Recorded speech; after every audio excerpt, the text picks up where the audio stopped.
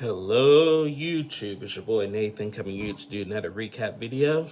Today we are talking 90 Day Fiancé Season 11 Episode 3 with love and Madness. So we're just going to get on into it. So, you know, we're starting to get the ball rolling. Everybody's starting to hit their 90 days and stuff. First couple I'm going to talk is Sarper and Shekinah. So as we know, last week, Sarper got approved for his K1. He now has to tell the family, and the family was really upset about it, obviously, but are supportive about it. So in this episode, they're out with the family again, just enjoying like a day at the beach or whatever. And I think it was Sarper. I keep forgetting who that girl is that she kind of keeps talking to. I don't know if it's the sister or no, not the sister. It's the cousin. And they're talking about Sarper's move to America and everything. And one of the concerns was for Shekinah is that her and Sarper get in a fight all the time, and Shekinah leaves all the time. So what's gonna happen? If I say get out of my house, where's he gonna go? And the cousin was just like, well, yeah, he may have to come back. And he can either come back, or he does have friends in America. He could call up some of my friends that would help him in that situation. And the cousin was just like, that's not really basically ideal.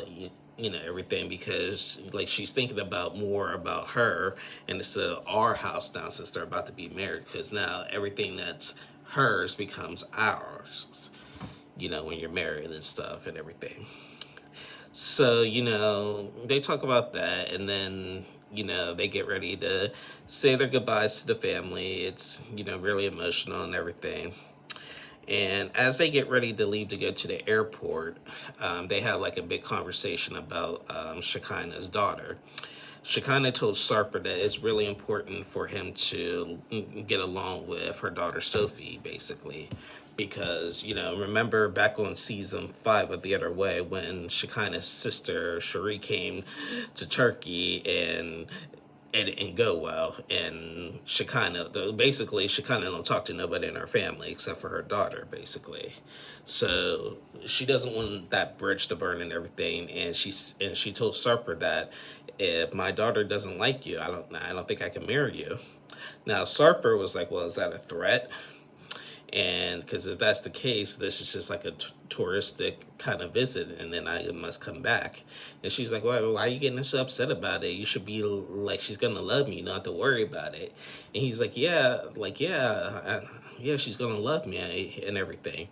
But still, that's still a threat and everything. He was like, I don't want our whole relationship to be determined based off of that, though, And I see his point, because yes, I would take that a little bit as a threat, because you just never know with certain people. Some people just may not like you just because they don't like you, basically.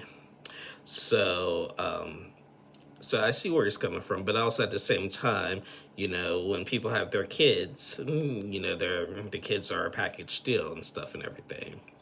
So they had that conversation, and then they said their final goodbyes to the family, and then set sail off to the airport. So next time we see them, they'll be right in America. Now, speaking of America, about adjusting to America, let's talk Stevie and Maddie. So as we know, Maddie is from Iran, and really strict country and everything. He would last week, and I forgot, he was really questioning him coming here, basically, because because him coming here is really permanent, basically, because if he goes, he cannot go back to his country, because if he does, he'll go to jail, basically, and everything, for being on TV and stuff. And so he's really missing his family already and everything.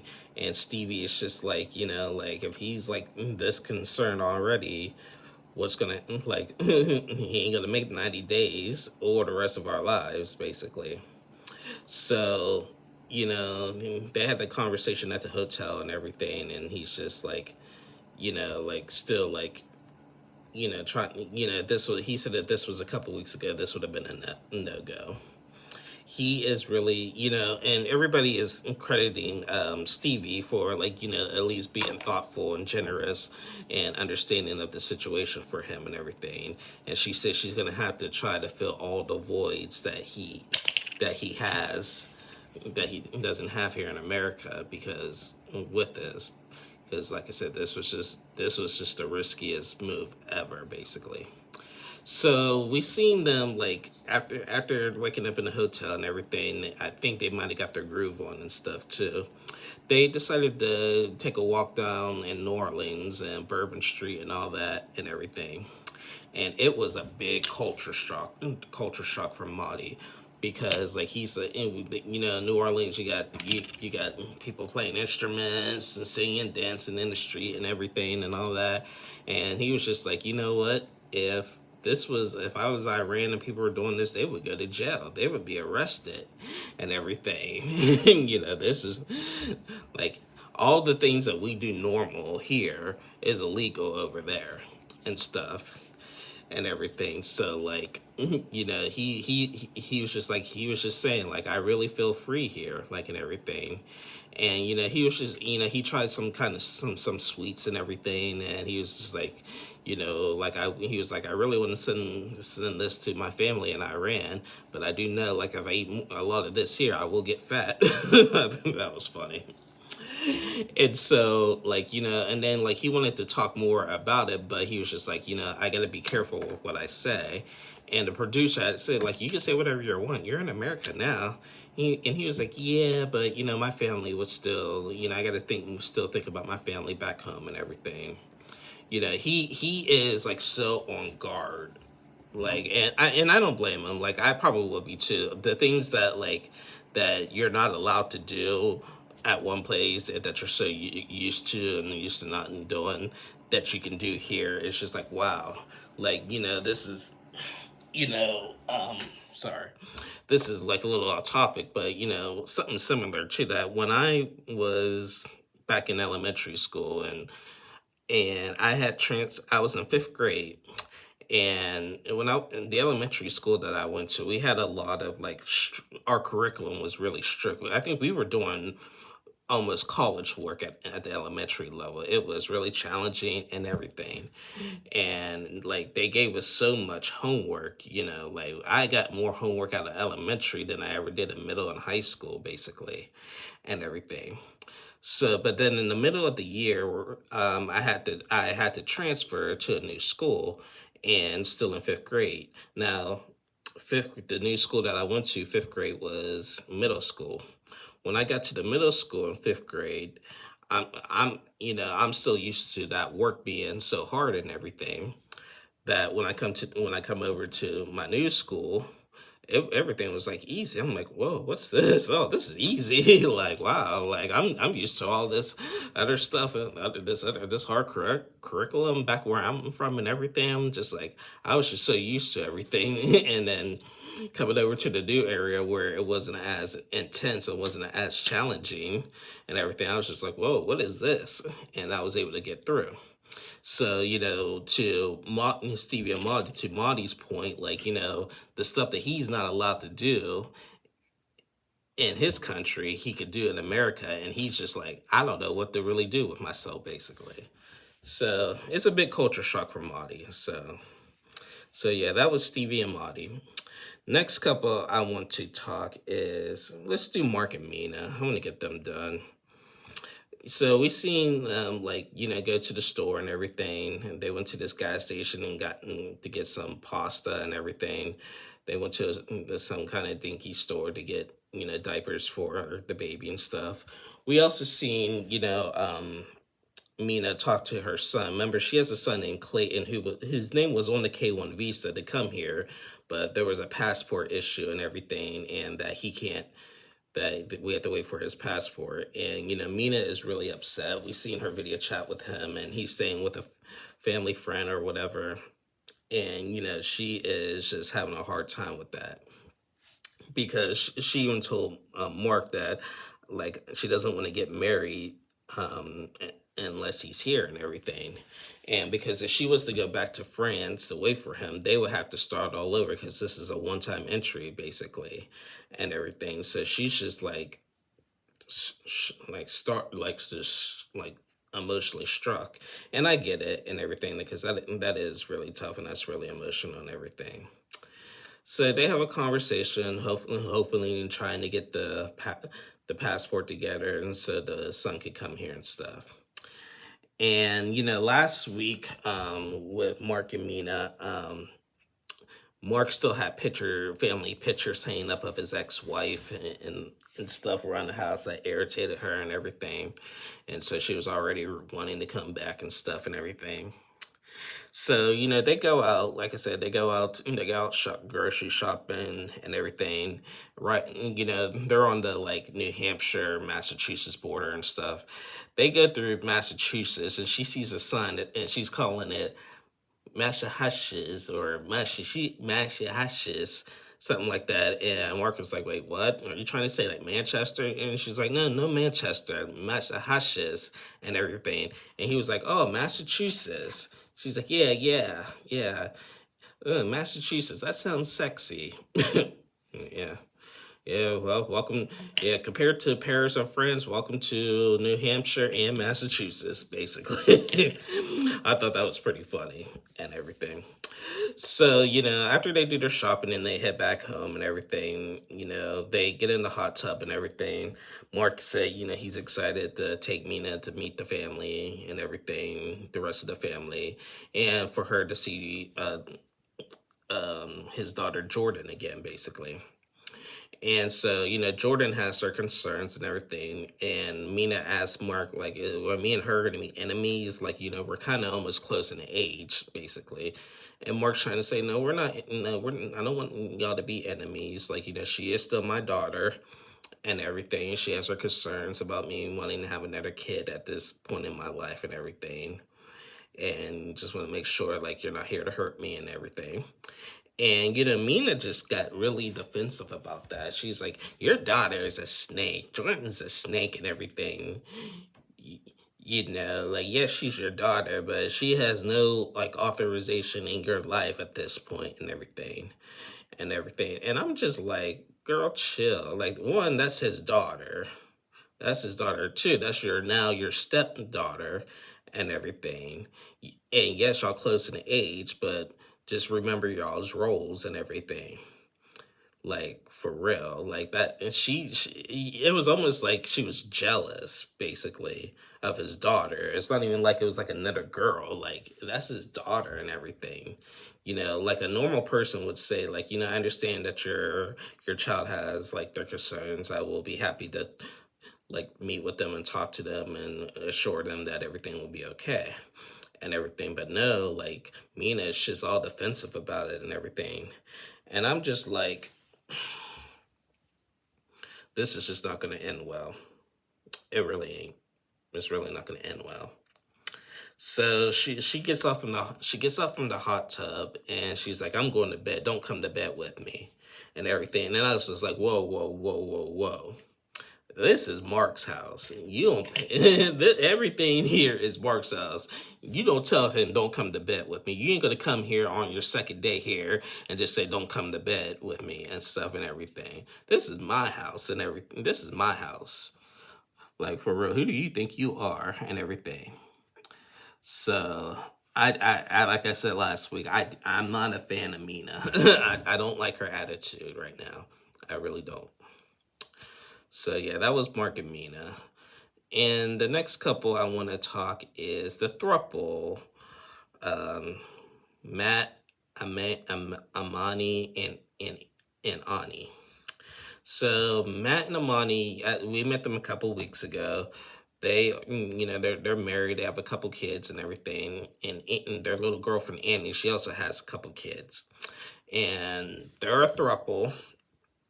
And Matt and Amani are driving to Mexico for 2 weeks to, like, really, like, dig deep into this relationship, basically. We seen them like leave their kids and everything. Manny was just really upset leaving the kids. She was like, I don't really want to leave my kids. I don't want us to just like go back to a normal parenting life. I'm leaving my kids, but I'm doing this for love and everything.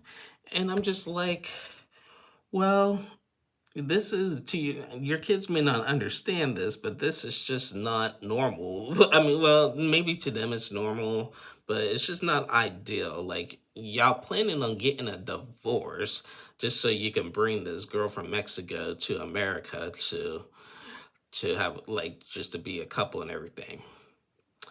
And and that's just, I don't know, it just doesn't always end well like that. And again, they're on the wrong show. They need to be on Sister Wives or whatever, or this other show. I'm not going to say the name of it, but there's another show that they could have been on and stuff and everything.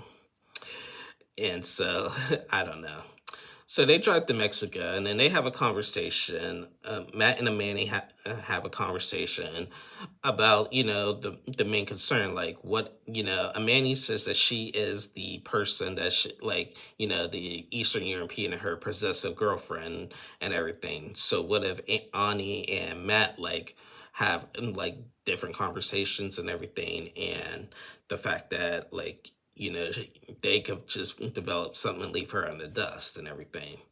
Well, those are obviously like throuple concerns. Hello. And everything. Hello. So yeah, there was that. So they crossed the border. They're going to this like festival that honors like family members that had passed and whatever and everything. And we got to meet Ani. And Ani, she's 37. She works. She has a couple kids. She works at a strip club. Okay. And everything. She said, old boyfriends couldn't accept her for that, but she said Matt and Manny really like that about, she said this is her first throuple in relationship and everything. We seen her talk about her past. She said that like she got pregnant at 16 and the guy and the baby daddy basically left her after that and everything. So, that's ultimately that led her to start working at the strip club and everything. And, she said she sees couples all the time and never thought she would be in this situation and everything. We seen her talk to her friend, and her friend told her friend that what their plans are on the strip and what they want to do and their future, basically. So, yeah, I can't wait to see how the throuple interacts and everything. So yeah, we'll see. Yeah. And the last couple I want to talk is Joan and Greg. So Joan is flying in from Uganda. As we know, we met Greg last week. He sells bread, handmade bread basically. He lives with his mother and everything. His mom is basically another Betty, Brandon's mom, who wants them to be in separate rooms so she don't hear all the grooving going on and stuff. So like Greg is just like, well, we need to compromise with that, because she's coming here. And so he goes and picks up Joan from the airport. Joan, and I have to say, Joan is beautiful. She is very, very beautiful. Like she is beautiful. She is successful. Like I think she's like the most beautiful girl we got on the season, to be honest with you, because like I was just like, wow, she is gorgeous and everything.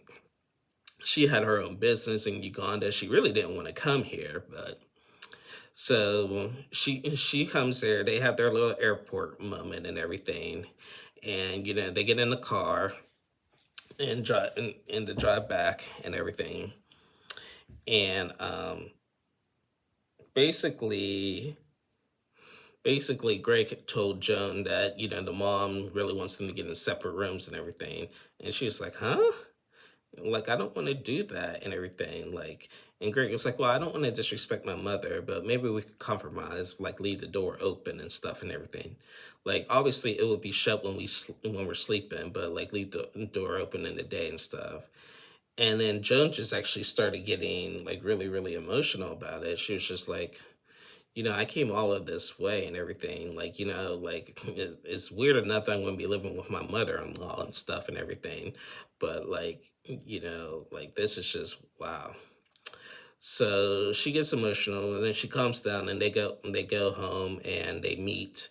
Um, they make it back to the house and meet Greg's mom and everything, and it's all nice and everything. But they did come to some kind of compromise with leaving the door open so they at least could stay in the same room, so the mother don't hear all the bumping and the grinding and stuff and everything.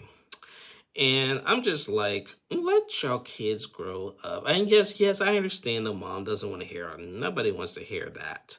But, you know, you're living with well, this is just what happens when you still live at home, and stuff and everything. But, you know, and he's saying he's not in a financial position. But, my thing is about that, people are not in a financial position to get their own place. But how are they affording the K-1 visa? Like for real, like how are they affording the K-1 visa if they that's just what I don't understand. I really don't understand that, but yeah, it is what it is. But anyway, guys, that is the end of my review. We didn't see Jessica and Juan in this episode. Next week we'll meet meet again, Sean and Aaliyah. um Before I sign off, last night I was on Auntie's advice to do the panel discussion on Married at First Sight, and it went really well. I'll put that link in the description so you guys can go watch that. It went really well. Great conversations. We agreed on a lot of things, disagreed on a lot of things and stuff, but it was really good. It was really good. So make sure you guys watch that video.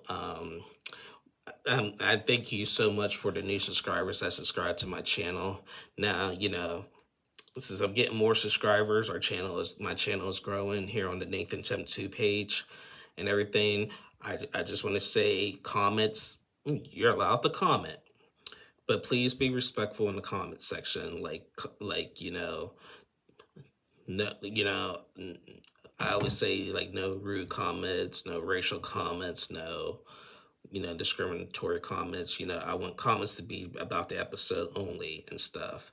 There was one comment on when I was doing the live on Auntie's advice saying, well, maybe Nathan is like this because he's, you know, talking about this like that and everything. Like that one that was an unfair assumption. It was untrue and everything. So that's what I mean. So just again, you're allowed to comment, but please keep the comments respectful.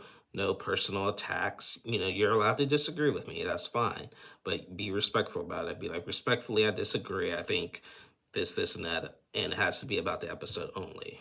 Okay.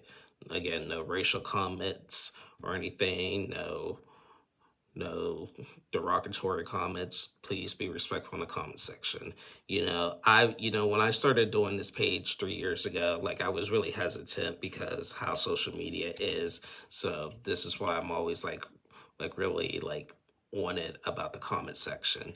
I don't get that much comments, but and the ones I do, they are respectful. But since the page is growing, I feel the need that I have to say that, just please be respectful in the comment section. But yeah. Anyway, guys, but enough about that. This is the end of my review. I'll be back on Tuesday to recap Married at First Sight. Again, not doing the last resort.